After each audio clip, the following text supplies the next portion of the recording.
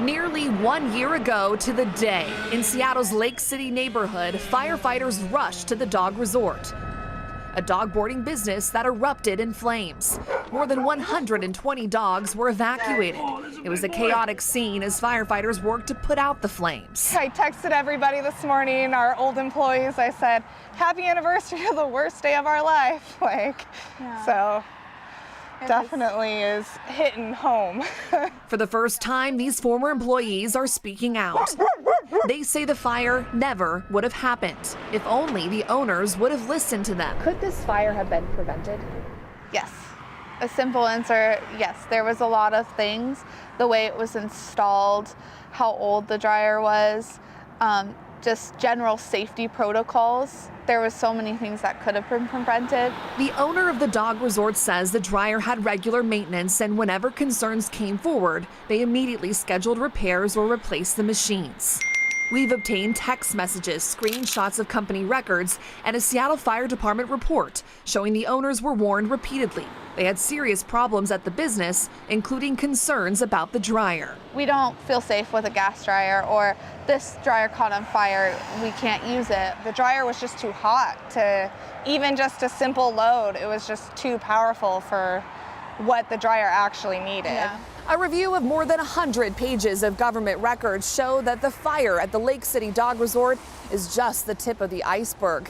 The dog resort has a history of unsatisfactory inspections, complaints, and warnings about animal cruelty. We found dog owners and employees lodged 27 different complaints with multiple agencies: the Attorney General's Office, Labor and Industries, Seattle Animal Control, Seattle King County Public Health, which issued 6 unsatisfactory inspections. The facility was never very clean, and I would have never boarded him there. Unaware of the documented problems, Kara Wallace took her dog Jake there. Come on, sweetie, let's go for a walk. He's a black lab? It's pure black lab, purebred. Jake was one of the confused dogs who ran around frantically when the fire broke out. Knowing what you know now, would you have ever taken Jake there? Well, probably not, but I felt really pressed to find a place for him because of the hours. Right. Public health inspectors found a long list of problems, and for the first time, we're showing exclusive photos and videos from inside, highlighting the potentially dangerous facility. Dogs without water, one locked in a diarrhea-filled kennel, dirty conditions, loose wires, and sharp rusty metals. Injured dogs and overcrowding. Documents show at one point there were only 3 staff members for 146 dogs. And we weren't allowed to reject dogs. We had to put them on a wait list. Other dogs escaped. One was killed, named Nori, and one was seriously hurt, named Nala. The owner of the dog resort responded to King 5's questions. In part, she said, after the fire at the Lake City location, they created an entire evacuation process, including gating and fencing, to move dogs away from the building in case of emergencies.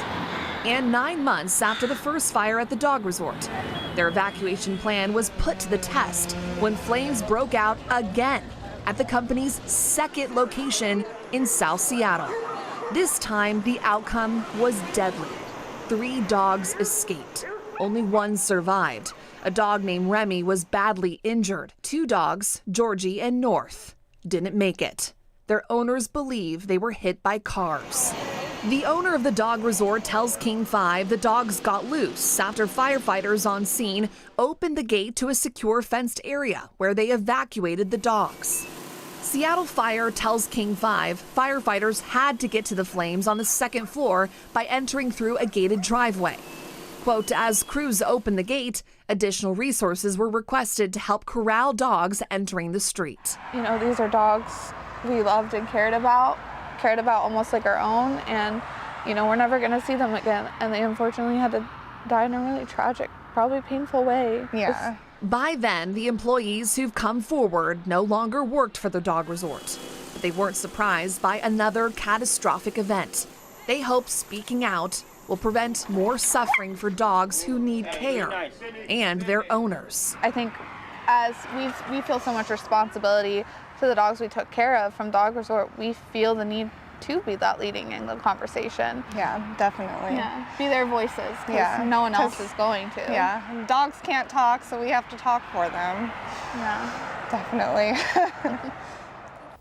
Wow. So, Madison, what's next then for this business? Well, right now what we know, Joyce and Greg, is that both businesses are closed and they have no active permits for either location. Public Health says applications for those new permits have not been filed. Before that second fire, we do know the owner was working to get her permit back into compliance. We do know that according to Public Health, she was able to get back into compliance, but then just days later, that fire happened, making her license inactive. We did speak with her. We have her statements on our web article on king5.com. It's just tragic, but hopefully some good will come out of this and it'll be better for it in the future. Yeah, absolutely. Thanks.